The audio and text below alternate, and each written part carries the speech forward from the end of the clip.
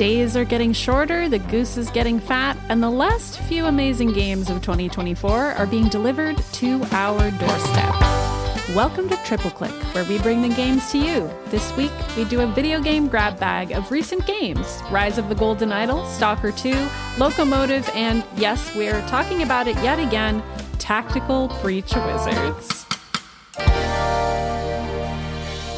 I'm Maddy Myers. I'm Jason Schreier. And I'm Kirk Hamilton. And hello, friends. Hello. We're back again. Happy Thanksgiving. It is that time of year when it gets really dark, really early in here. And I start thinking, should I get another light for this room? And I'm looking at myself on the screen talking to the two of you. And I'm thinking the same thing again. I look really dramatic right now. I look like Dracula in a castle podcasting at you live.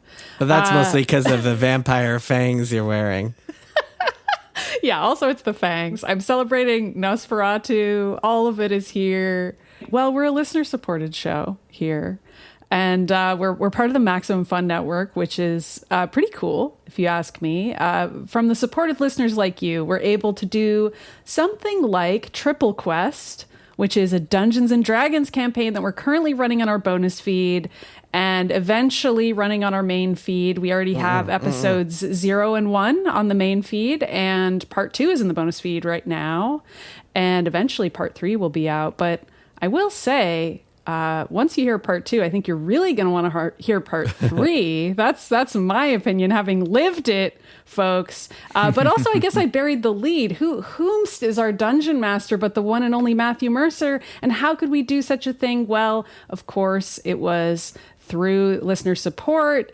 We were able to hire him to do that for us. And there are so many other things that we're able to do because of that. We are able to record all of these wonderful bonus episodes for everybody once a month. And that, for all those reasons and more, you should go to MaximumFun.org/join and become a member. And once you do that, you'll get to listen to those D&D episodes earlier than everybody else, and you'll get to support us. You'll get all those warm fuzzies, and you'll help me buy new light for this room. Really, it is really dark in here. So I'll keep everybody posted on that week by week. But hey, that's enough of that. MaximumFun.org/join. That's the URL. I already said that, but I like to say it twice, just in case somebody wasn't listening the first time. But now I've said it twice. Yeah. But I'm the one running the episode. I can't throw it to anyone. I'm throwing the ball in the air and I am the one catching it. Mm-hmm. And now we're going to talk about some video games. Hell yeah. This isn't just a triple play. We're cramming them all in. We played a few games here and we're going to talk about each of them a little bit. And the first of those video games is The Rise of the Golden Idol, a much anticipated release for us here on Triple Click. It is the sequel to The Case of the Golden Idol, which was one of our 3 favorite mystery point-and-click adventure games of 2023. Is that really true? It only just came out last year. Is that right? 2022. It had to be. Right. Yeah. That makes way more sense. 2022. Mm-hmm. And pretty soon, though, afterward, the sequel is out, Rise of the Golden Idol.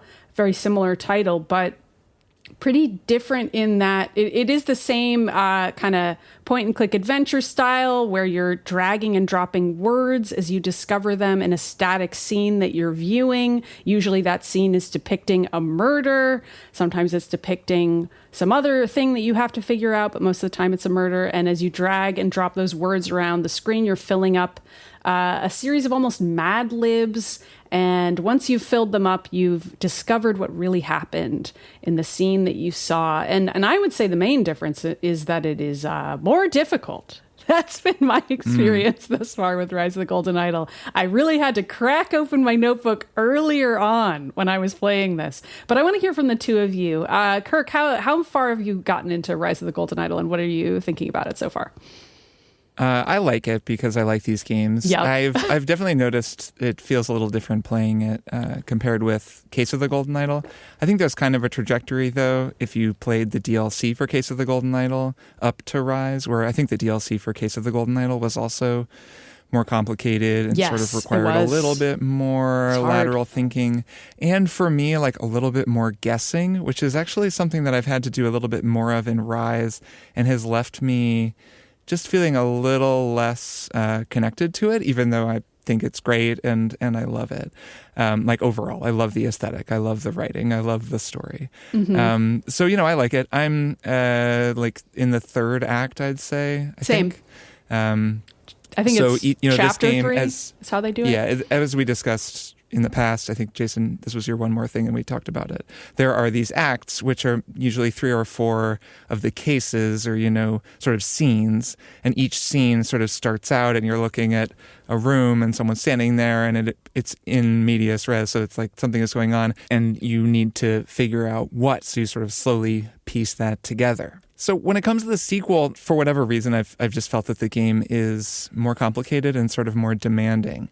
I started out playing it with a controller because I actually played through The Case of the Golden Idol entirely with Emily, and I was on the couch using a controller.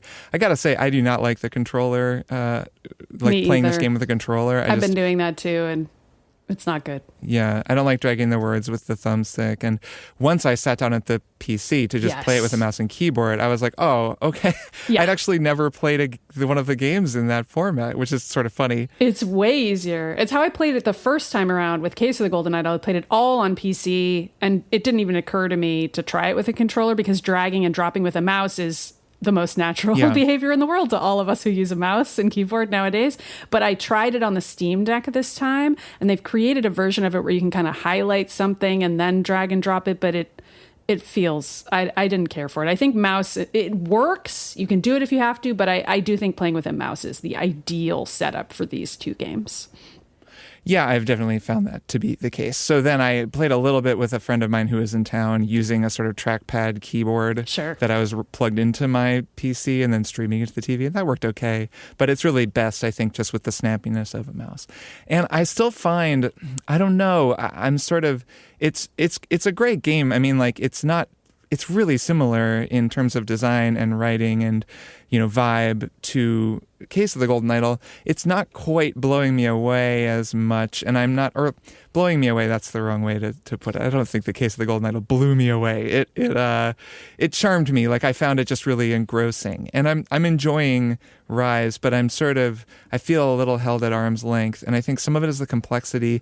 A little bit is the UI and the act of playing it, where I struggle a little bit with all the windows that have to be open, and I know there are keyboard shortcuts that let you get from one thing to another thing quickly, and I haven't learned them all yet, so some of it's on me, but I have this feeling like I wish I could use my multi-monitor work setup to play this game. Like, it'd be really nice to just leave all the words open on another monitor, and as you unlock words in this game, so as you explore and you find things, it kind of adds to the number of words that you have available to you that you can then use to fill in the blanks on the description of what happened. And this game kind of scaffolds it a lot more than the first game did, where there are multiple descriptions that you have to fill in. So you'll fill in one and it'll unlock another. Like, they've built in a lot more sort of tiers in the overall mystery of the chapters. So you'll start with just one thing, who's who. And once you do that, it'll give you another thing. And it's like, okay, so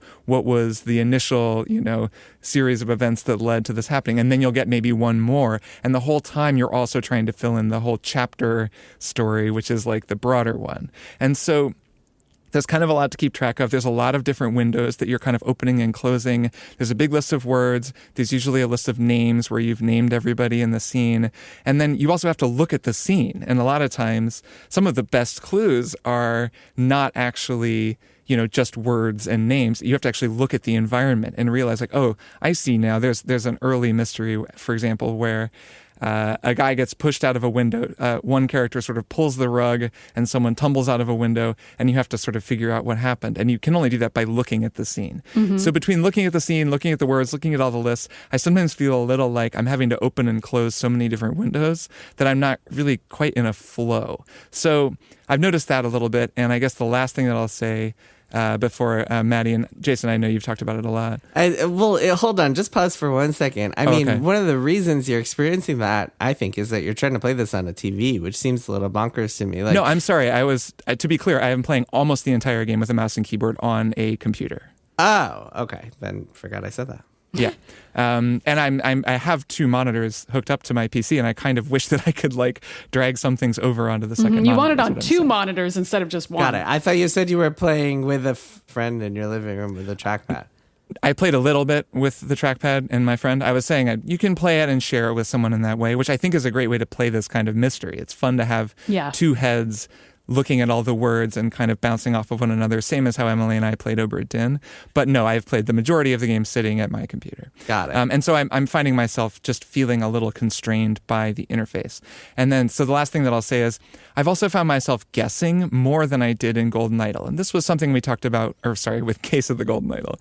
This is something we talked about with that game, that sometimes the game just wants you to make a leap that you're just not quite making. And so when it tells you, you have 2 or 1 of these wrong, but everything else is right, you can brute force it. Like you can just start dragging in words. Yes. And if it kicks it over to incorrect, you know that one's right. And then once you start, you can kind of narrow in on what you've got wrong and then figure it out. I found myself doing that more on even the last 2 or 3 mysteries that I've solved, and that doesn't feel great. Like it's not a big deal, but it's just been a lot of times I find myself I've been staring at it for so long, and I'm sort of not making the leap it wants me to make, and I'm kind of falling asleep. Sometimes I'm just sort of like, maybe it's late or I'm tired, and I'm like, I don't know, I just want to move on to the next one, so I just brute force it, and that is like not quite as satisfying. So I don't know, it could just be a me thing. So there are a million different things to respond to in that monologue. But I'll say that, like, I think I agree with you. Having finished the game, I agree with you that the complexity, it's definitely ramped up in large part because of those chapter-wide summaries. I think, and yes, I mean, the guesswork, it really kind of, your mileage may vary. It's like any adventure game or kind of deductive game. You may click with what the designer is trying to say, or you may not, and it can be extremely frustrating when you do not. I will say that I think the nature of a game like this, when the first one came out in 2022, one of the reasons that I will say blew me away, I think blew all of us away, at least to some degree. Maybe for you it was a little bit of a lighter breeze than a full-on hurricane. It's mostly that just feels like overheated language. Sure, it's not that I didn't love it. I loved the game. I loved Case of the Golden Idol. Nothing wrong with some hyperbole. It blew me away. I'll admit it blew me away too. So, it blew us away because there was we played nothing else like it ever before. Yeah. Whereas the disadvantage of Rise of the Golden Idol is we have played something like it before 2 years ago. And in my case, I played all the DLC cases too and finished those. So last year too. And for me, as someone who just will gobble up any of these games and drop everything I'm doing as soon as I get a code for one and just play it, I'm fine with that. But also, just by its nature, it's not like you want to run around shouting the merits of Rise of the Golden Idol to everybody you know the way you might have with the first game, because it's not innovative anymore. It's just more of the same. It's like going from God of War to God of War Ragnarok, or like Horizon Zero Dawn or Horizon Forbidden West. The only ways in which this game can kind of build on the last one are by going more complex and going bigger. And as you get further into the game, there's some mystery cases that play around with time as well, where it'll be like you can flip back and forth between different periods of time in the same scene. And so it gets more complex, and that's by nature because that's the only place they could go. It's funny, I talked to the developers a few weeks ago, the 2 Latvian brothers behind this game, and they seemed totally over making Golden Idol stuff. They have to do, they're planning 4 DLC packs for Rise of the Golden Idol. So throughout next year, there'll be 4 new expansions. But after that, it seems like they want to go in a totally different direction. And I don't blame them because, it's hard to surpass a game that really just like kind of comes out of nowhere and feels so innovative and special and unique. And then when you come out with this new game and maybe you try to go bigger, you try to go more complicated, it can fail to resonate with people like Kirk Hamilton in the same way that the first one did. And that's just like natural. Yeah. It's unavoidable. Yeah. I have to wonder if a little of that exhaustion maybe comes through in the game. Maybe. I don't know. I'm curious to hear your take when you finish it. Because one thing I'll say is that, like, I found the overarching story to be absolutely fascinating. And once you finish it, Well, I mean, once you finish it, there's some stuff that like you guys don't know about yet, which is what I'm referring to, which is that like stuff at the very beginning really starts to make a lot more sense once you finish the game, and you might find yourself, as I did, going back and playing the old cases with a newfound appreciation for what they're doing and the little kind of hidden secrets in them, which I found really cool and a really enjoyable, delightful experience. So maybe your opinion will change, or maybe it won't. I mean, I can't imagine, once again, just like having that feeling of euphoria that at least I had, I think all of us had, when we first played Case of the Golden Idol, and we're just like, holy crap, this is unlike anything else I've played before. That can't be recreated with a sequel. Yeah.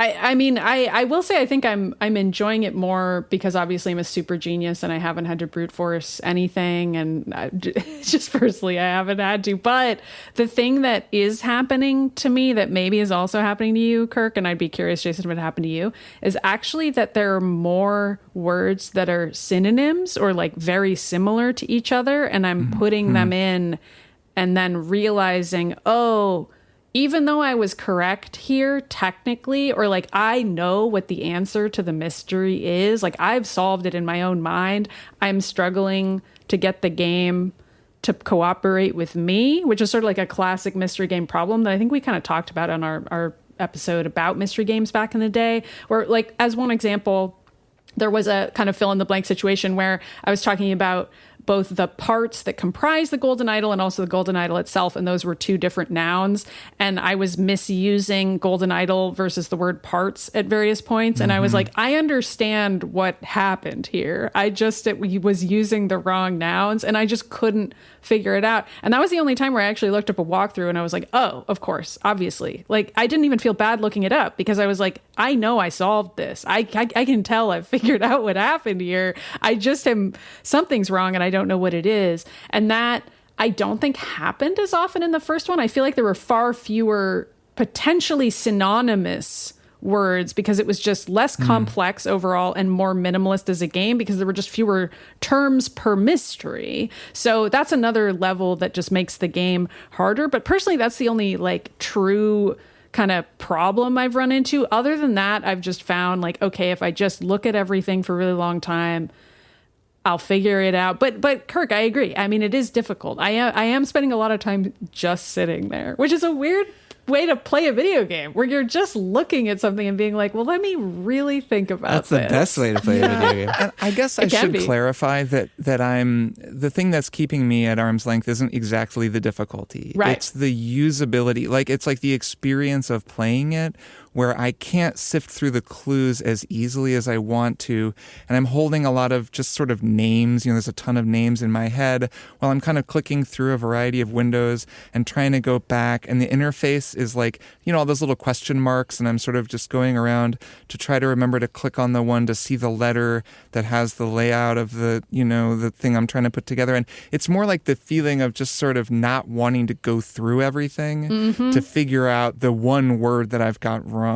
So then I just brute force it. It's not exactly feeling like, oh, I'm stuck. Because usually, right, you look at the scene and you're like, oh, I basically get what's going on. This is cool. And you have those moments of joyful sort of connection where you're like, oh, that guy isn't the guy I thought he was. The actual guy in the costume is over here in this car because of the way the guy is talking to him. You can tell, you know, that he thinks he's somebody else. And you start to like piece together all the deceptions and the red herrings. And that's really cool. But then getting that final 10% requires a lot of sort of memorization and sort of navigation of this very sort of like the UI is just not quite up to keeping all of that as organized as I would like. And so then I just kind of wind up feeling a little tired rather than like stuck exactly by the difficulty. Yeah. Although this game as a sequel, it does have some UI improvements. And the most notable one is that you can move the little kind of subscreens around, which you could not do in the first game. So at least you can organize your screen to some degree. Yeah, I think that's an improvement. Yeah, I guess it would be nice to have a second monitor and just move some stuff on the other monitor. Yeah, you just go full Minority Report with it and just have a million golden idol screens. That's what notebooks are for. Yeah, I think if you require that many open windows, you actually, like, you do wind up kind of wanting more real estate. Yeah, I think using a journal also just helped me so much with what you're describing, Kirk. But I also had the mental hurdle of like, do I really need to do this. Like, I need to write down every single character's name and then describe them in a little note underneath their name to myself. And once I started doing that, the game got easier, but it is that mental hurdle of like, I got to take out a piece of paper at this point. And then once you do that, you're just like, well, now I've already got paper here. Now I'm already doing this. Yeah, I've considered screenshotting the game and just opening the screenshots up on a second monitor, which, it's a workaround. Yeah, for sure. Well, I'm really enjoying it. I'll definitely check back in when I've finished it. Yeah, it's great. I love the story. Yes, for my criticisms, like, it's great. Yeah, I'm really enjoying it.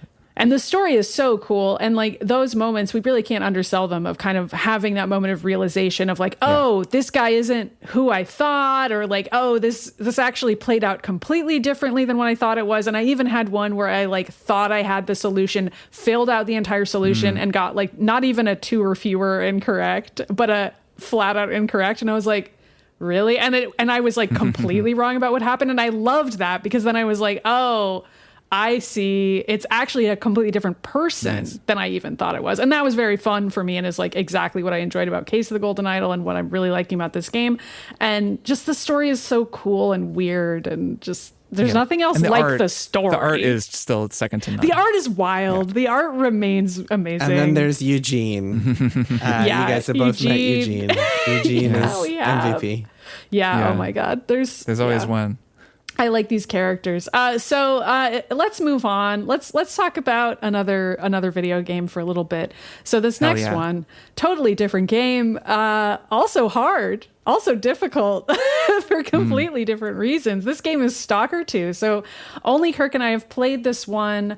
I could not get my PC to run this game, and this was a real moment where I discovered that maybe I need to replace some parts of my PC. But that's something that maybe I'll talk about on a future episode. I know it's also Stalker 2's fault. The game launched with some performance issues, but it wouldn't really run it at all for me. And I looked at the specs and I was like, oh, okay, these are outpacing me. But that's my own existential journey to go on. So I've actually been playing this via Xbox Game Pass, and it runs pretty well on the Xbox, but there are still some problems with it, and I'm enjoying it despite that. I'm having a great time. This is a kind of science fiction post-apocalyptic game. It's set in in Chernobyl. I can't remember what it's called, the exclusion zone, but it's like kind of in another version, an alt history version of the world where there were multiple disasters there, as opposed to just the one which does happen in the world of the game, but there's an additional one, and there are all these other sort of supernatural events happening. There's like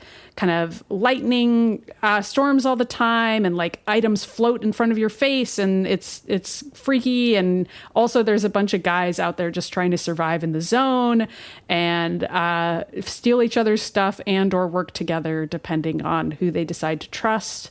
And yeah, it's a real big vibes game, and I really like the vibe. And it was also made in Ukraine by people who were living through the Russian invasion while they were making the video game, and the game really reflects that sense of urgency at its best, in its best moments. I think that emotion is really palpable in the game in ways that are really impressive. And with each patch, I think it's really improved. So I'm glad I've been sticking with it. But Kirk, what do you think about it so far?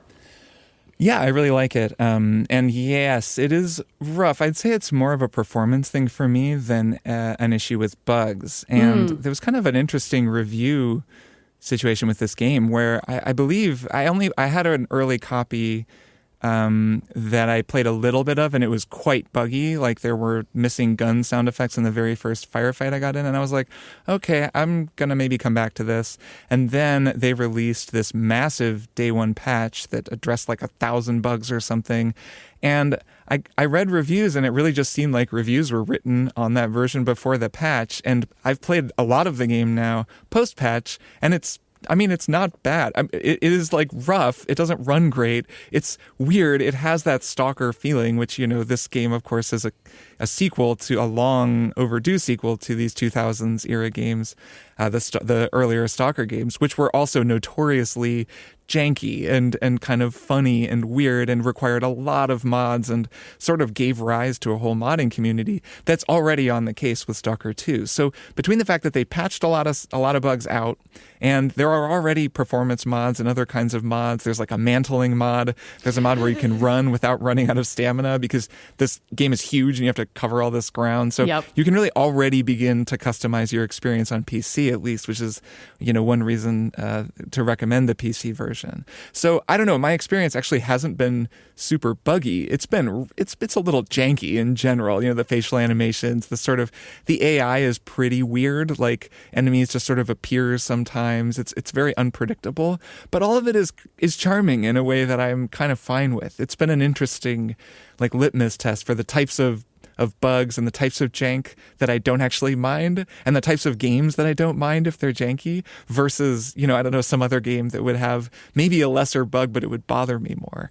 And yeah, I'm really enjoying it. I mean, this game has big Far Cry 2 energy. It's definitely one of those weird, emergent, hostile games. Yeah. You're always, it's not dissimilar from the Metro games, though it is a little more systemic. It feels kind of like PUBG, like a single player unknown's battlegrounds. And I'm really enjoying it. I find it kind of cozy, actually.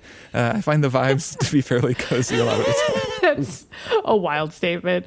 I don't know. I guess it's cozy in the sense that you're always kind of doing chores in this game. I mean, they're like survivalist chores, but like your guns deteriorate. You need to go back to town. You have a weight limit in terms of how much you can carry. You have to be picking up food and paying attention to your radiation levels. I mean, it has that kind of like survival sim feeling to it. And there's combat, but also you can avoid it, or at least I do sometimes when I'm like, I really can't handle that fight right now. I'm just going to go the other way, or I'm going to like go back and get some repairs done or something, do something else. There's a lot of that. I've found I can run away from a lot of encounters if I am doing poorly and I like need to regroup or just find some weapons somewhere else. It kind of reminds me of like a DayZ when I was into that game. And I agree about PUBG in the sense that obviously PUBG is a battle royale. You're dealing with other players that you happen upon all the time, but the enemy AI, when it works really well in this game, has that same sensation of like almost running across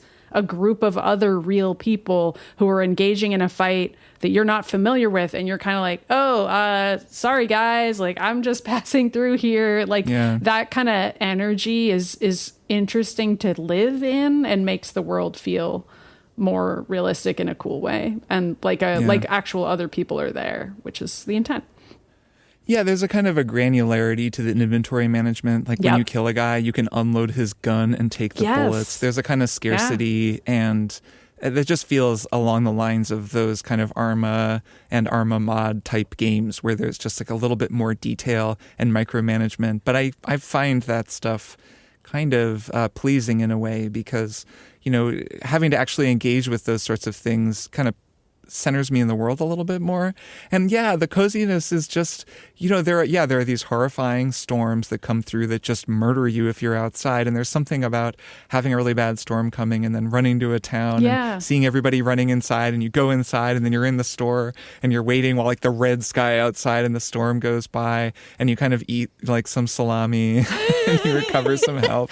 And like guys have guitars and they'll tell stories. I mean, that stuff is really cool. Like it really does feel like you're hanging out with some other dudes in the zone. There are radios that are playing all kinds of really cool Ukrainian music. They have like this massive playlist of, I believe, all the music, or at least a lot of it are different Ukrainian artists, which is just cool because it's all stuff I've never heard before. There's a really strong sense of place in this game that I enjoy. And I mean, there's the same annoying stuff from the earlier Stalker games is here. Like there are mutants, kind of monsters that you have to fight. Yeah. And they're mostly all a bummer. At least all the ones I fought are like not fun to fight, and I just run away from them. Like the invisible guys, I don't know what they're called, but those guys aren't good to me. You just waste all your bullets on them, and you can usually just kind of run around them and like grab whatever you want and then get out of there. And I've started playing that way. I've started doing that for sure, Dark Souls style. So there's kind of a joy in this game, I guess, to feeling like you're getting one over on the game, which is like, it's not a bad sort of second prize compared to a game where it's really fun to fight the monsters, and so you do it voluntarily. This is a game where like it's not fun to fight the monsters really, and you waste like your bullets, so you instead find a clever way to just run around it, and then I still feel good at the end because I'm like, ha ha ha, I got away and I didn't even have to shoot that thing at all. So I don't know, I find that sort of satisfying.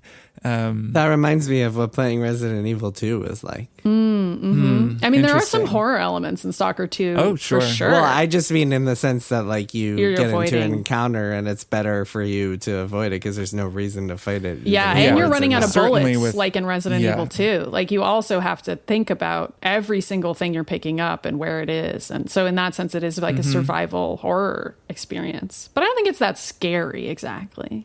No, not really. It's not that eerie, Jason and thought RE2 was scary. He didn't. So I guess it is a good comparison for him. But there's no like real jump scares. Even when they're kind of trying to engineer one, the game is, I would say, rough enough that there just isn't quite the smoothness required for the timing to work for a jump scare. It's more like, that invisible dude will show up from time to time. But like those guys are kind of everywhere. Like I'm not anytime sure if that's even supposed to be a jump scare or not. Genuinely, it's right. more just annoying. I don't really know if it is, but it's like a sort of a scary situation. Right. But it still it's a tense feels situation for sure. kind of janky, and so not that scary. This game has a really funny vibe. I've been kind of alternating back and forth between the Ukrainian voiceover and the English voiceover. Yeah. Which I know, Maddy, you wrote an article about. I really like the Ukrainian one. I think it's really cool. Yeah. I think it's a cool way to experience the game for sure. It is. There are times where I find I can't take on all of the dialogue I get because it's just a little too much to read it all, especially if I'm playing and someone's talking. Yeah. But I think generally the Ukrainian voice actors seem stronger. Yeah. It might be that like I don't detect the shortcomings in their performances because like I don't speak Ukrainian, so I don't know. I could also be just experiencing that. It's like kind of the classic, just like play with the Japanese voice acting, and then you won't notice whether or not you like the voice actors. It's like the equivalent of that. The English voice acting is all over the place. It's like a variety of accents. The guy who plays is his name. It's Skiff's voice is way better in Ukrainian than in English. For sure. Some of the other voices are kind of hit or miss, or there's a variety of accents and like quality levels to the performance. I gotta tell you though, I just had this cutscene with a guy. It was like the strangest sequence where you come in. It's this guy's solder that you're looking for in the beginning, and it goes into this cutscene where you're kind of walking up to the door that he's behind, and then it goes into cutscene mode. So like you can't just go in and shoot him basically. Right. And in first person perspective, this cutscene plays out where you go in there and he's there and he's sold you out early, so you're pissed at him, and he has a gun and you're like trading barbs about the gun, and then you fight for a while. You like wrestle over the gun and you're trying to get to the gun, and then you get it and you point it at him and you're like, haha, now I have the gun. And he's like, oh, whatever. And he grabs a loaf of bread and he like is like holding the bread, and then you shoot the bread and he's like, ah, and then he bites into the bread while talking to you while you're interrogating him. And he's chewing on the bread, and then he starts to choke. And so then in the middle of this cutscene, he's choking, and then your character like hits him on the back because there's like breadcrumbs flying out of his mouth. And then he stops choking. He's like, ah, this goddamn bread. Thanks. And you're like, no problem. Anyway, tell me who sent you. And then he like walks over and he starts pouring some tea, and then he like throws the tea kettle at you. Like this cutscene is like more involved and bizarre than anything I was expecting, like especially that anything that I'd seen in the game up to that point. And I have no idea who is responsible for it, but it's actually delightful. It sounds great. I'm excited to seeing get a thing to like it. that in this game. I was like, oh, is there going to be more stuff like this? Because I really hope there is. Like this type of strangeness was not a type of strangeness that I was prepared for, and I really loved it. So hopefully there's more of that in the game. It made me want to keep playing to see more. Yeah, I think there is kind of a general energy of like you never know who you can trust, and even when you do trust someone, they're always kind of on the verge of killing you. With that, which that cutscene, it's a designed one to give you that sensation. I mean, at the end of the conversation, you can choose to kill him or not kill him. Of course, so like, I feel like I've run into that by accident or maybe on purpose a couple times, not in cutscene form, where like I sometimes just walk around without my gun out because then people will still talk to you sometimes, and like you aren't considered a threat basically if you just hide your weapons. And so I like was just walking around and found a quest that I had agreed to with a bunch of guys that I was supposed to kill, but I didn't know that. So I just was like walking around having conversations with them. And then eventually I was like, how am I supposed to advance this quest? And then I was like, oh, I'm supposed to just kill these guys. And then I like took out my gun and I was like, oh, well, anyway, it's been nice. And then I had to just kill them all and then advance the quest line. Yeah, I'm not sure how some of it works. I've had that in like a bandit camp where I'm talking to people, but I always have the dialogue option of like, enough of that, attack. And for whatever reason this time I didn't have that, and I don't know why that was, because it took me, I had to like look at my journal and be like, so what am I supposed to be doing here? Oh, killing all of you. I see now. It was very funny to me. Yeah, and it seems like there are repercussions for killing some people. There are definitely factions. There's like a tool tip or whatever, a tip at the loading screen about like you have to pay off faction bosses. I haven't really interacted with that much, and I don't know how well it works, but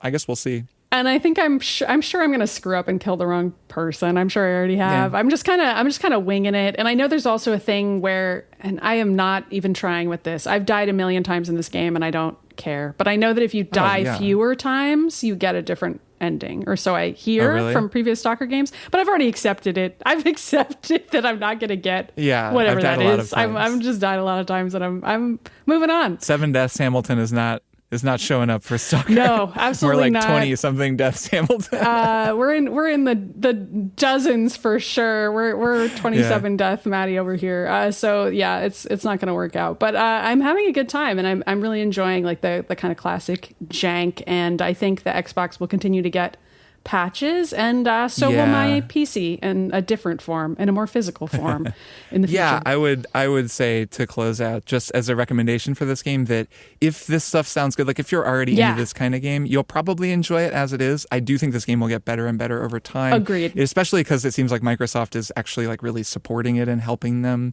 patch it. And then, like I was saying earlier, I think there will be more and more mods as time goes by, and I bet that in a few months, this game will be a much better version of itself. So you could also wait. I think you could kind of go either way, but I'm having plenty of fun with it now. Yeah, same. And the fact that it's on Game Pass, I mean, if you already have that, it costs nothing to try it other than what you're already paying for Game Pass, which is kind of like it costing nothing. So there you go. All right. So Jason, you have a game here that only you played called Loco Motive. You want to tell us about it? Yeah, so Loco Motive is this new game that just came out. It's from this British studio founded by a couple of brothers. And it's a kind of old school point and click adventure, very reminiscent of Monkey Island and Day of the Tentacle and such. It's set on this train. It's a murder mystery. You play, at least in the first part, you play as multiple characters, but in the first part, you play as this estate lawyer who is on this train to help do some amendments to the will of this elderly rich woman, and the woman dies. She is killed, and you have to figure out exactly what happened. And in true point and click adventure style, that means going around and talking to people and clicking on things and putting them in your pockets and then taking them out and using them to solve puzzles. Heck yeah. And it's very charming. It's a very charming game. And I am really enjoying the writing and the characters and the animations, which are very silly, very old school LucasArts style silly, of you just like taking a massive object and putting it in your pants, that sort of Guybrush Threepwood type stuff, and other kind of silly animations, and other silly just funny happenings. The thing that is annoying about it is the thing that is annoying about all point and click adventures, which is that sometimes the logic doesn't actually make any sense, and you find yourself kind of frustrated looking things up. It's unlike Rise of the Golden Idol. You can't brute force some of these puzzles. You have to really just go and look up what the fuck to do, which can be pretty frustrating. But it's a solid adventure. If you like point and click adventures, you'll probably like this one too. I'm enjoying it. Yeah, sounds great. How's the story? The story, I don't know. I haven't finished it yet. I'm like through the first act. It changes characters after you get through this first big chunk. I'm playing this very delightful portion where like you the second character you play as is this detective fiction writer, and his chapter starts off with him in the publishing office pitching a manuscript, but to 3 editors. But the editors use this giant machine called the board that uses algorithms to determine whether a manuscript should be accepted Gawker or big not. board. And you have to. It's not. No, it's like an AI. No. It's like a big like spinning AI thing that is like, oh, this does not have this, and this. Like it goes through funny. like bullet points of like, so it's like an AI thing. It's very silly, and you have to figure out how to disable it in some way and get your manuscript approved. So it's just a very funny game. The overall story, I mean, I don't know. I don't really have thoughts on that yet, because you kind of have to see where the murder mystery is going and who the culprit is. But yeah, very charming Cool. game. And you're also playing something else, Jason, if you want to intro this as well. I've been playing also a bunch of Tactical Breach Wizards, which is which rules, just like you guys said it did. And that game I'm also really enjoying. I don't remember if either of you made the comparison, but my immediate reaction is like, oh, this is like a more elaborate version of Into the Breach, which is a game that we all really enjoyed a few years ago. I think it's kind of... I did make that comparison. Oh, you did? But okay. it's okay. Who's counting? Who's going back and listening to old No one footage? said this. I think Jason came up with this. It's like Into the Breach. I did. I was the first to make that comparison point. Because it's the reason I make that up is because it seems on its face, you look at it and you look at the way it functions and the camera angle and the conceit of it all, and you think of XCOM because it's kind of like an isometric grid based, like you have 3 shooting characters, you can like upgrade their abilities and so on and so forth. But it's really nothing like XCOM. It's really a lot more of a puzzle solving game than it is kind of like a tactical RPG where you're like customizing characters and figuring out the best loadouts and stuff. This is more, you have pretty strict suite of abilities. You can do some upgrades and customization, but they're pretty limited. Mostly you're just kind of figuring out how to ideally solve each puzzle, and if you really want to go all the way, you solve the optional objectives too. Anyway, I'm really loving it. It's a really cool game. I'm about halfway through, I guess. I just finished the second kind of act, and it's like a 4-act structure. Got it. Anyway, that's it. I mean, it's really cool. Yeah, it's really good. I'm glad you're playing it. Kirk, was it you who was sharing like the FAQ in our chat about all the different things that the game is not? Yeah. I thought that was really funny, and I was thinking about it as Jason was saying the game looks like XCOM and it's not XCOM, and people being like, well, is this game a roguelike? And it seems almost like it would be when you start playing it, but it's not a roguelike at all. And they have like a funny answer to that where they're like, we don't know why people are saying this, but it's like each level people are is saying really this because every indie game is a roguelike. Yeah, but it's like each level is really discreetly designed to be a very specific puzzle that can be solved, but also to kind of tell you something about the characters who are in the puzzle as well, because it's ultimately a story game. Like in addition to being a strategy game, it's a story, and I just think that's so cool. I that part of it also isn't really like Into the Breach or really like anything else I've ever played, and is something that I really love about that game. It's cool. I'm glad you're playing it, Jason. We bullied you effectively. Good job. Yeah, I think the Steam page and really all of the sort of meta textural stuff around this game, all of which I would imagine is written by Tom Francis. Yeah, it all probably, has that Tom Francis energy. Like, and just as a sort of, I don't know, he was like a PC Gamer reporter. He's sort of like, he kind of understands like the language of a Steam game and of like how to describe it. There's just something a little like self-aware about it. And so in the marketing materials, that they're like, it's not actually like XCOM. It looks like XCOM, but XCOM is, this, like Jason just described. And this game is actually very different. And then also, well, yes, it has Breach in the title, and it is somewhat like Into the Breach because both games are grid-based and have a time mechanic where you can rewind turns, which is actually a pretty significant mechanical similarity. But then he actually very clearly articulates the difference, which I can't remember the exact language, but basically that in Tactical Breach Wizards, there's a far greater suite of options available to you, especially as your team expands on any given turn. And where Into the Breach is a much more linear and much more like rigid kind of design. And I do think that's something you'll find as you play more, Jason, is that it becomes less and less of a puzzle game as it goes. I actually heard some people disappointedly describing the game as, it's actually just a puzzle game. And I really wouldn't, I know you weren't saying that, but I really wouldn't say that, especially the more more I've played, because once you have a full team and you've kind of customized all of your different team members, there's a variety of different approaches you can take depending on how you do your builds. And then you have all these different options for taking people out. And then the only time it really gets puzzly is when you start trying to do those side objectives, which are such a great little idea. Like the Ubisoft games used to do this. I guess maybe some of them still do. But I love this approach where there are these optional objectives that both give you a fun challenge, and it's usually very rigid. Like a lot of times it'll be knock out 5 people with Jen on the first move, or only go twice. A lot of times it's like, only take 2 turns and then complete this scenario. And what's cool about that optional objective is both that it gives you a fun challenge to try to do, and it also tells you that it's possible. Yeah. Right. It's possible to figure out a way to do this. It's kind of a double-edged sword in that I find myself sometimes like chasing that a little too hard, and the game really tries to remind you over and over, these are optional. These are for people who are finding the game too easy. You definitely don't have to do them. You're not going to unlock anything. Right.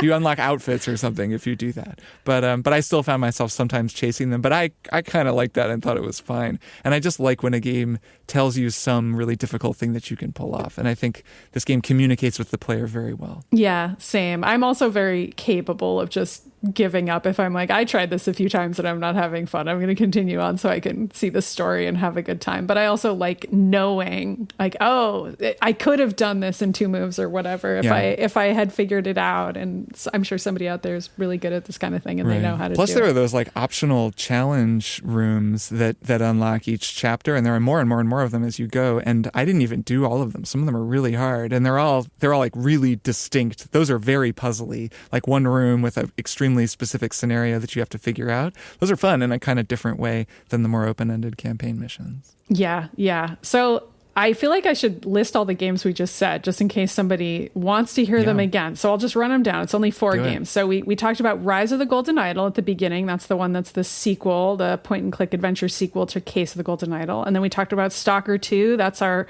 Eurojank FPS sci-fi post-apocalyptic game. I saw someone call it Slav Jank, which I thought was kind of very funny. good. Very Maybe good. a little more specific regionally. Yeah. Let's be specific with it. And then Jason talked about Loco Motive, which is like a mystery game that he's playing. And then last but not least, Tactical Breach Wizards, one of our faves, probably going to come up when we talk about our goatees. We'll see. We're getting to that time of year. So with that, we've discussed some video games. Let's take a break, and then we'll be back for one more thing. Dr. Game Show is a podcast where we play games submitted by listeners with callers from all around the world, and this is a game to get you to listen. Name 3 reasons to listen to Dr. Game Show. Kyla and Lunar from Freedom, Maine. Dishes, folding the laundry, doing cat grooming. Okay, thank you. Great. Oh, things you could do while listening. Yeah. I love that I'm like, why do you listen to this show? And Lunar's like, dishes. Fantastic. Manolo. Number 1 is that it will inspire you. You're going to be like, oh, I could do that. That's all we have time for, but you'll just have to find Dr. Game Show on Maximum Fun to find out for yourself. Do you like stuff, things, items? Because MaxFunStore.com has tons of stuff from a bunch of shows. Want a shirt? We got 'em. Bumper stickers? No need to honk, they're here. Drinkware, sweatshirts, tiny bandana for your dog. It can all be yours at MaxFunStore.com.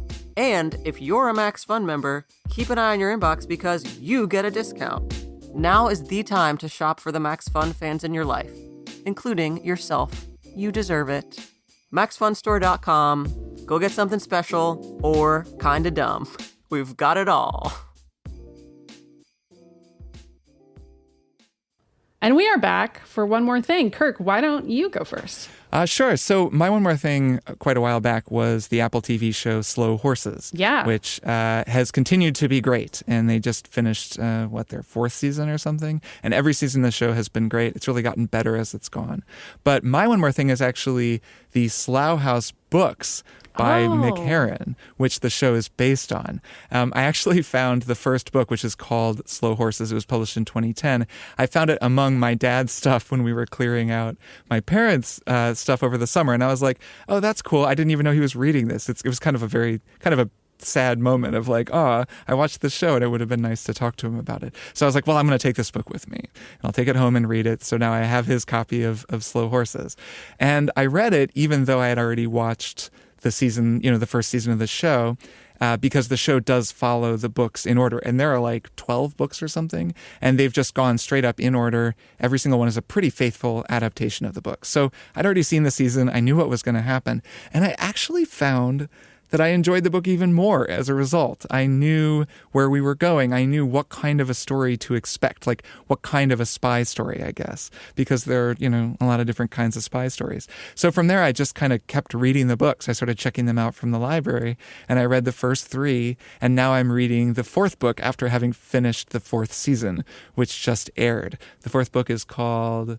I think it's called Spook Street. See, Joes are spies, and Spook Street is like where the spies have to go. Right. So sure. these books are like the show based on it's the sort of MI5 like British spy stuff, but with a slightly comedic bent. I would say like a dark comedic bent. It's not really a comedy. The books are very funny. I'd say the books are almost funnier than the show, though the show is also often quite funny.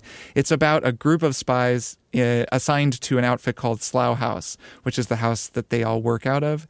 They're MI5 agents who have screwed up in some way or another. So they're like, one is a drug addict, one is a gambling addict, one like made a huge mistake during his training, even though he was supposed to do well, and also kind of got sold out by some people. So all of them have been screwed over in some way. And then Lamb, who is the kind of, that's the name of the guy who's in charge of everyone. He is kind of the worst of all. He's like an old Cold War spy who's this kind of horrible, unkempt, smelly, farting, belching asshole who's in charge of them all. But also, of course, he is an incredible spy. And you get the sense that on some level he cares about his people, even though he'd never really let you know. And he's played by Gary Oldman on the show, and is a really incredible performance. Jackson Lamb is his full name. So it's kind of all about all of these different misfits who work for Jackson Lamb. They keep winding up getting like sucked into some kind of shenanigan or another. A lot of times it's like a problem of MI5's own making, or they're just caught up in some internal politics where their adversaries are also members of MI5. Occasionally it gets a little more international, but it's not quite like a spy story, like there are spies from another country. Most of the time it's like, oh, our chickens are coming home to roost because of some shit we did during the Cold War or whatever. Anyways, the books are really funny. Mick Herron is a very, very funny writer, even though in the end, they're really like these hard-boiled, kind of well-put-together spy capers. He writes with a great amount of momentum. He does a lot of editing where he cuts in between multiple scenes that are happening at the same time. And the show feels that way too. It's pretty breathless, especially I think it's season 3. Like once things get cooking, it almost unfolds in real time. And most of the books are that way too. So they're super readable. Like you just get started, and once it gets cooking, which doesn't take long, you really kind of just go through to the end. So anyways, for anyone out there who likes the show, I just thought I'd recommend the books.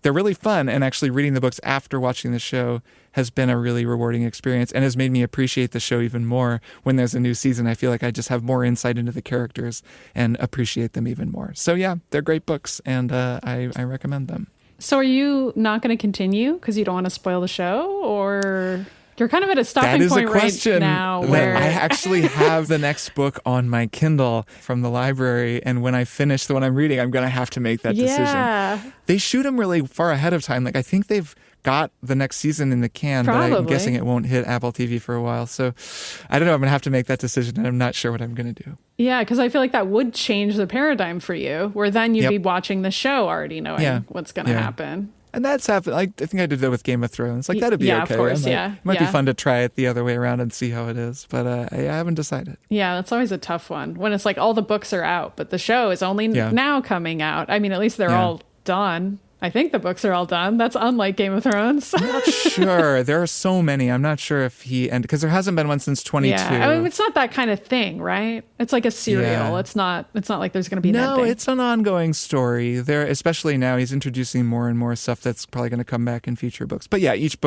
story stands alone. Okay. Fair enough. All but right. people get killed. Like, Yeah. there's like things change and then the story kind of unfolds. And there's things that could be maybe spoiled that you would be like, okay, well, now I know this is going to happen. But whatever. That's books. That's shows. You got to make your decisions. All right. I'll go next. So I watched a movie, the movie adaptation of the musical Les Miserables from 2012. It's a very controversial movie. I don't know if you two know this. I'm really showing my theater kid I've never pride seen here. It. So this movie is really hated by people who love Les Miserables because it made the controversial choice to have all of the actors sing live. And you can really tell, like, it's not like, oh, they're bad singers or something. Some of them are excellent singers, but you can definitely tell that they're really singing live on a soundstage and they're being mic'd as such. And sometimes there's a lot of variability in volume because of that. And also the other controversial choice is that the orchestra follows the singers. So, and this is very unusual across the board for a musical, is that the singer could set the pace of a song and kind of like take dramatic pauses when they choose to, and the orchestra would follow them. And it's really strange, but I thought it was fascinating. I expected to dislike it. So then I liked it more than I thought I would, just because I expected to not like it and because I had heard from so many people that it was terrible. And if you hear something's bad and then it's okay, you kind of are like, all right, well, I've got to like kind of see what's interesting about this. And I do think it's a fascinating project, and I was glad I finally got around to watching it. Hugh Jackman stars in it as Valjean. I don't think I actually really like his performance, but his singing voice, he really struggles with some of the range of that role. It's a really, really hard role to sing. It's like a huge range of high notes that he doesn't really have. And Russell Crowe plays Javert and famously doesn't have the right. I mean, people say Russell Crowe can't sing. He can sing fine. It's just he's not performing the role the way that I feel like Javert's normally performed. And that's really weird to watch. He's a really understated performance, and it's like he's giving nothing, but I enjoyed it anyway, and I thought some of the moments of the live singing were really moving.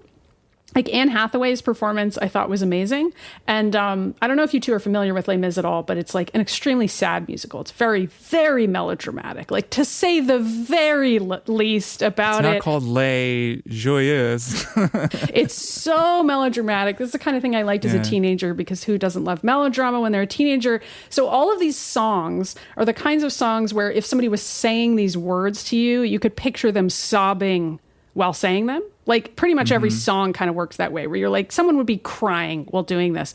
And a lot of times the actors are crying while they're singing. And that's part of why the performances are so unusual, because when you're crying, it's really hard to sing, obviously. And so like this live performance of it is kind of moving in a very different way, because the actors are really bringing it in that way. And Anne Hathaway is sobbing throughout I Dreamed a Dream, like just full on raw sobbing, like drool coming out of her mouth, just really bringing it in this. And like, I liked it. I couldn't believe I liked it, but I was like, this is really working. I do think she's kind of a genius though. And I don't know that it works when everyone else does it. And I also read, some people hate that performance because she chooses to do that, but I thought it really worked. So if you're like me and you were kind of putting off watching this because you were like, I don't know what I'll think of it, I'm glad I watched it finally. I did palate cleanse afterwards by watching my favorite version of Les Mis, which is called, quote, The Dream Cast. It has Lea Salonga as Eponine and Colm Wilkinson as Jean Valjean. And I watched it and I was like, this is just taking me back. I just love this shit. I could watch this a million times. So like I did kind of like, double feature Les Mis for myself. But I do recommend it if you're hesitant. I think there's something interesting about it, even though it doesn't always work. And I feel like after this movie failed in that way with people, the whole idea was thrown out. But I think there's something to it for certain songs, if that makes sense. And it could work. Doesn't Wicked do this, though? I feel Does like it? I've saw them interesting. talking about Wicked having some live singing in it. That's cool. I wonder if they do some live singing and some not, because I feel like that's a better way to approach something like this. Are you sure you weren't thinking of people talking about singing in the movie? No, I saw that too. No, I believe I saw, that's all binging if I'm wrong, but I believe I saw that some of the performances in Wicked are sung on set. But then there's also live singing of people who just can't help but sing in the movie theater. Then also in the movie theater, unfortunately. Yeah, so that's Les Mis from 2012. Weird experience. Jason, why don't you go last?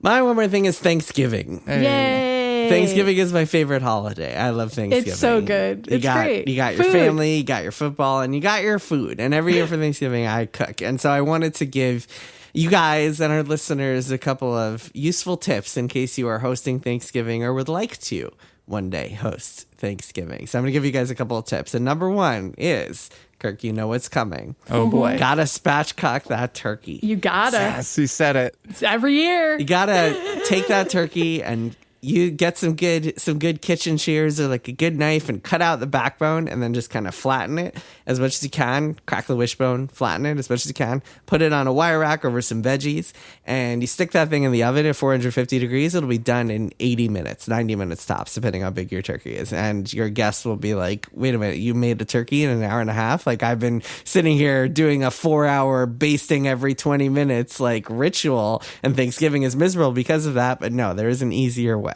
And a couple other things you can do to make the turkey even better. You can dry brine it, which is another kind of key tip. And here is the real pro tip is you take it and you do your spatchcocking and then you put it on the wire rack and stuff. And you put it in the fridge for 24 hours uncovered before you cook it, and that dries out the skin and makes it super, super crispy. You can do this with the chicken, by the way. Every time I make roast chicken or something, I do the same thing, spatchcocking, and I don't always have time to do like drying it in the fridge, but that also helps make for like crispier skin and much better bird. So that's tip number one. If you want to make your Thanksgiving hosting experience like less miserable because the turkey is so hard to cook, this is what you do. And it'll make things so simple and easy. Well, you're freeing up the oven for most of the day too. So you're freeing up the oven for most stuff. of the day. You can work on other stuff. Yeah, a lot of people have to do like all their stuffing and pies and sweet potatoes or whatever else beforehand because like they need to reserve the oven for the turkey all day. But nope, you don't have to do that. You can cook everything like that morning of. My prep, I have some other prep. My Thanksgiving is a little bit unique because some of my family keeps kosher, so we do non-dairy sides, so I can't do like mac and cheese or like mashed potatoes smothered in butter, but I do a couple of things that I think are really key to like making a really good Thanksgiving meal or making a good meal in general, and they're all really easy. None of this is like difficult to pull off. One of them is making homemade chicken stock or turkey stock for like as like a base for your gravy. You got to make homemade gravy. You can't do that obviously. Mixed stuff. And chicken stock is really surprisingly easy to make at home and tastes like exponentially better than the canned stuff. It's one of those things. There are like a few things you learn as a home cook that like really elevate your cooking that are actually deceptively easy. And making homemade chicken stock is one of them. You just need time. So like basically you take a chicken, cut the skin off if you want it to be healthy, or just take some chicken breasts, like boneless chicken, or not boneless, but skinless chicken breasts. You want the bones in there too, or even just bones. You can do it with a lot of different types of chicken. Stick it in a pot with some water, a bunch of vegetables, onions, carrots, celeries, like leeks, potatoes I sometimes put in there. You can do this with like the gross, like the vegetables that are like on their way towards rotten on the bottom of your fridge, and it's totally fine as long as they're not like actually rotten. And you just let it simmer for a few hours, and it turns into delicious stock that you can then use for your gravy and to moisten your stuffing and stuff like that. And then if you're like me and you have to cook a Thanksgiving meal without butter, something else that I do is I make what's called schmaltz. And so what you do with that is you take your chicken skins, and this is where you can do two things at once. You can get a big chicken, cut the skin off, use the chicken itself, the carcass itself for the stock, and then the skins for this, which is you take these skins, a bunch of skins, and you put them in a saute pan and you cook them on like low heat for like a solid 45 minutes. You just let them sweat out and all the fat will render out. At some point you can put in an onion in there for flavor too, but the fat will run out and it'll just kind of sit there, and the skins themselves will like turn into these crispy, delicious treats. You take the fat, you pour it into a container or something, and you can use that essentially as butter or as oil or anything, and add all this flavor to something. So like what I do is I'll take a bunch of chicken sticks, make the skins, make those. I'll serve the skins as like a little bit of an appetizer for guests because they're delicious, especially with some onions. Or like you can do a bunch of stuff with them. You can kind of use them as a topping on like green beans and have that like nice crispy crispy flavoring on green beans, and then you use the schmaltz to just add a shitload of flavor to anything you're making. So I'll use it in as the base for the gravy instead of butter. You use the schmaltz and then some flour and make a little roux. Again, super easy. Add your chicken stock or turkey stock and mix it up and make some gravy.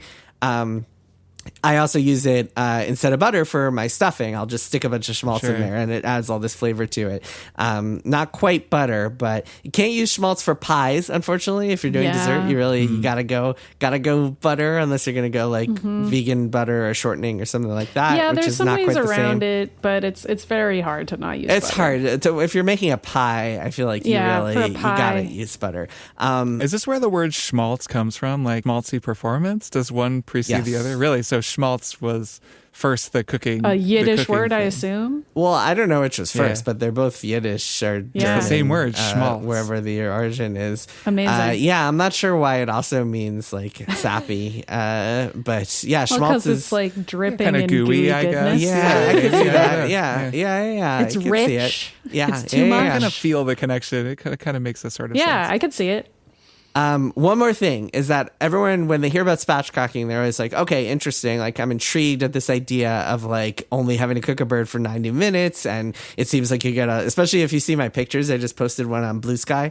Yeah. If you see my incredibly pictures, it looks incredible. Like, it looks so crispy and delicious. And the inside is so moist because one of the things spatchcocking does is that it allows, it makes it so you're not overcooking the white meat while you're trying to get the dark meat to the proper temperature. Because usually the dark meat needs to be at a higher internal temperature than the white meat, and the white meat overcooks regardless, which is why everyone has all these memories of like dry like Thanksgiving turkey that just tastes gross, and you need to cover it with gravy and cranberry sauce just to like make it taste like anything. But no, this makes it all cook perfectly. A lot of people are like, but then you can't stick stuffing in the middle of the bird, which is true, but what you can do is you cook it over some like carrots and celery and onions and stuff. And at the end of the process, not only will you get these vegetables that are delicious and turkey flavored and fatty and incredible, you can use those in your stuffing or in something else, or you could just take the turkey drippings themselves. Like, there will be a layer of liquid under the vegetables too. You could pour that into your stuffing and then before you cook it, and then throw it in the oven, and it'll taste just as good as if it was inside of a turkey. So there's really no downsides to spatchcocking the turkey, I would say, unless you really want to show off to your guests like a giant fat turkey. But like, whatever, you just carve it and put it on a plate and it'll be just as cool, just as good looking. Nice. So those are my Thanksgiving tips. I like how every year this is like you're trying to slowly convert everyone in the world to spatchcocking their turkeys. Yeah. It's a good mission. It is. It's worth it. It's worth it. It's like it's such the reward for the amount of like effort. I'm a big fan of things that are very low effort for very high reward. And yeah. What's better all than of that? the tips I just described are some of them. You really, if you're hosting Thanksgiving, which I recommend, you can really do it in like a low effort way that does not require any sort of fancy cooking like techniques or anything like that. I mean, a lot of the Thanksgiving classics are really easy to make, which is why they're so great, is because they're just really simple and comforting. And they're like a special once a year. Like, we could be making stuffing all year round, but we don't. It's for Thanksgiving. There's just something about it. It's funny. We're not hosting this year. We're going to a friend's house, and I think we're going to have brisket. But I think Emily, I think there was like a turkey that was super cheap or something, and so she just bought it anyways. So we have a turkey, and so we will at some point. I think we're going to have some friends over and do a kind of week after Thanksgiving turkey dinner. You should spatchcock I think that it. we might spatchcock it. I'll let you know how it goes, Jason. Let me know if you need advice Okay. or tips or tricks. Definitely I'll send will. you some pictures of me cutting out the spine of my turkey. I can't wait. Although I'll say mine is 20 pounds, so I'm looking forward to messing around with that tomorrow morning. Yeah, it's a real weightlifting situation. 20 pounds. Okay, wow. All right. Well, obviously this is coming out on Thanksgiving, so everybody's listening while they're having some turkey, or they live in another country and they're just having a nice day. It's just Thursday. And it's just a regular Thursday for you, and that's fine. Well, if they live in another country, it might be Friday by the time they get it. That's a great point. You could actually listen to Triple Click on any day you please. That's also true. We can't stop you. We and the same will could. We be true can make next these week. like self-destruct after 24 hours. We're not going to really do wanted that, to. though. We're going to keep it the same way it has been. It'll come out on Thursdays. You can listen whenever you want. And we'll be back again next Thursday with another one of these. Yeah, see you then. See you both next week. Bye. Triple Click is produced by Jason Schreier, Maddy Myers, and me, Kirk Hamilton. I edit and mix the show and also wrote our theme music. Our show art is by Tom DJ. Some of the games and products we talked about on this episode may have been sent to us for free for review consideration. You can find a link to our ethics policy in the show notes. Triple Click is a proud member of the Maximum Fun Podcast Network, and if you like our show, we hope you'll consider supporting us by becoming a member at MaximumFun.org/join. Find us on Twitter at TripleClickPod, send email to tripleclick@MaximumFun.org, and find a link to our Discord in the show notes. Thanks for listening. See you next time.